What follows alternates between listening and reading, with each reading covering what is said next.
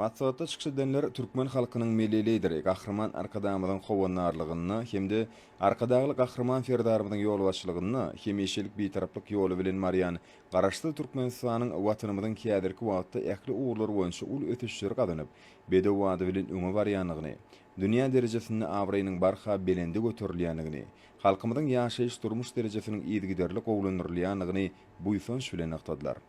Şeýle-de maksatda Gurbanguly Berdimuhammedow adynyň howanarlyga mätäşalary himayat bermek boýunça haýyr sahawat ganasynyň ýanyňky ýaşular geňeşiniň işini aýratyn üns şekilli. Şunuň bilen malykda hormatly ýaşularyň milli infanperwerlik gölgelerini agrarlykdan uralýanyklary, şol sanly howanarlyga mätäşlere gollaw bermäge taýýardyklary, ata enesiniň howanarlygyndan galan çağalary üns alada bilen gurşaýanyklary bellenli.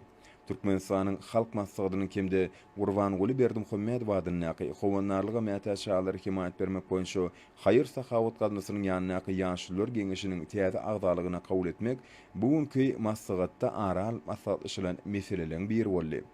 Bu mesele boýunça çykşydenler yerli halk maslahatlarynyň, jemgyýetçilik guramalarynyň we ýaşuly wekillerden tekliplerin gelip gowşanlygyny, halk arasynda ul hormatdan peýdalanýan, ýyl syýlygly münasip ýaşulary agdalygy ködürlemek boýunça degişli işleriň geçirilendigini, olaryň ýokary şahsy käfiýetleri, guramaçylyk we beýleki başarnyklary barada bellediler.